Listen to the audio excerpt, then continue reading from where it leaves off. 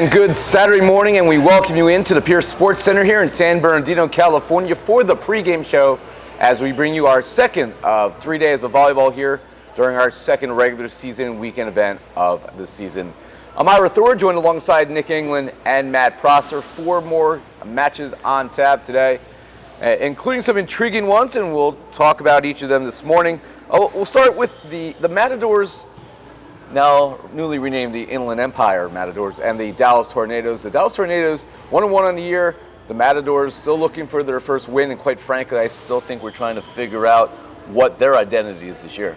Yeah, it's certainly going to be hard to tell. The Matadors at this point has been still building their roster. What we saw in event number 1 led them to an 0-2 first weekend, but I know they're bringing in some new names. Nick Ramos from Chicago Untouchables last year will be joining them.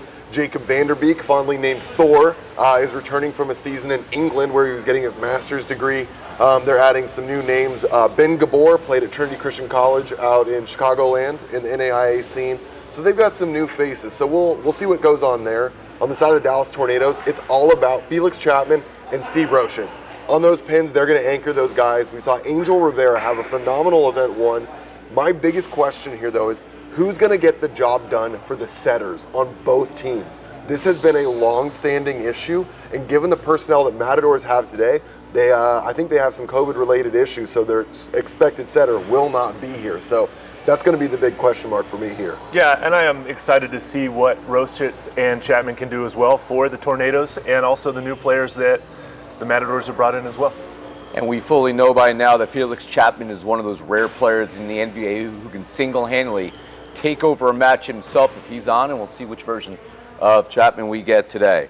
Second match today, and this is almost like a weekend family barbecue because you have the Chicago Untouchables and the New Jersey Freedom.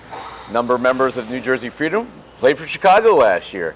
Number of members of Chicago played for the Team Freedom last year.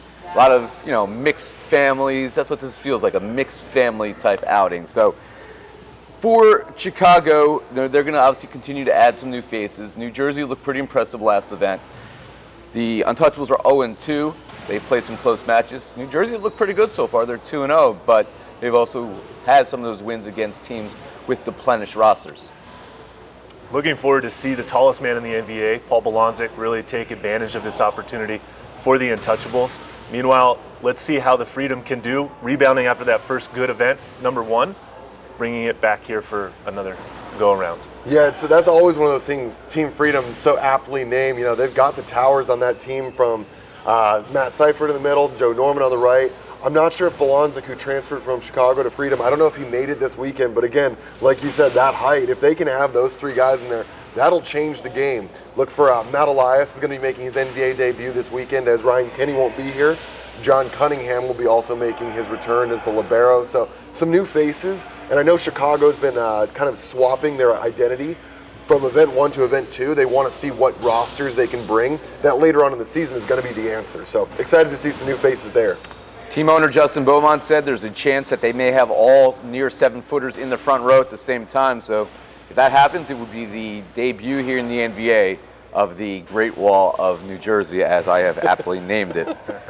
Match number 3 today, and this is, wow, this might be the best match of the whole weekend.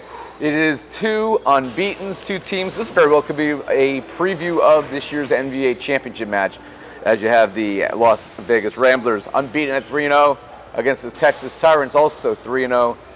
Each picked up wins yesterday. This match could go either way, but I think Las Vegas probably has the advantage if Brandon Rattray is back in the lineup.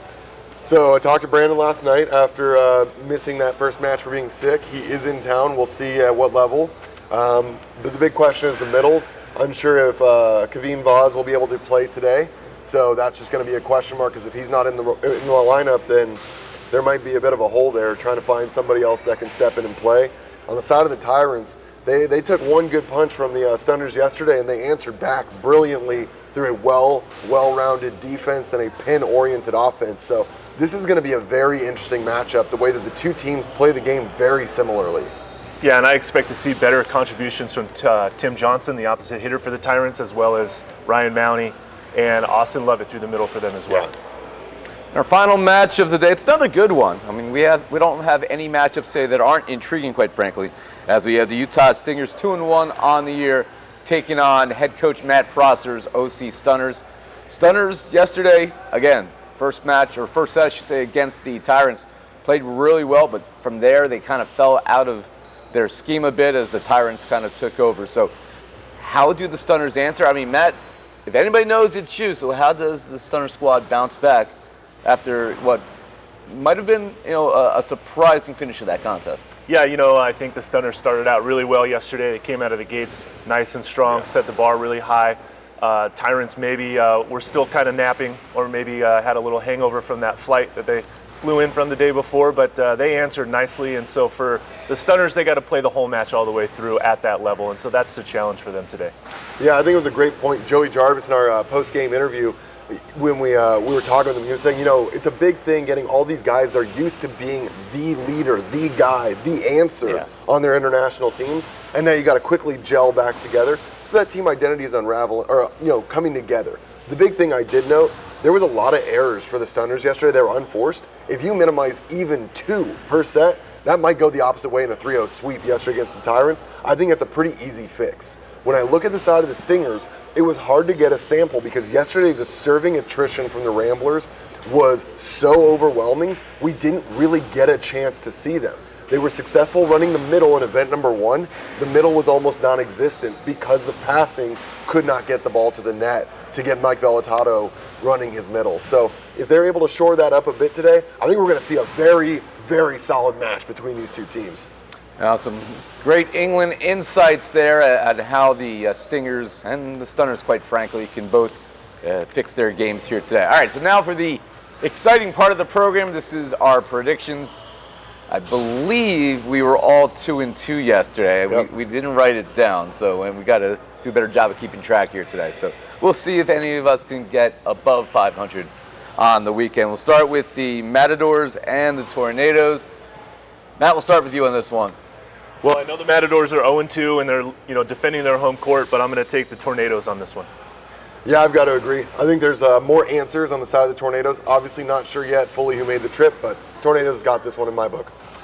I appreciate the fact that the Matadors have Jacob Vanderbeek back, and anytime Thor's out there, it's a good day. However, sorry, I also have to take the Dallas Tornadoes. So we all agree on the twister from the Lone Star State.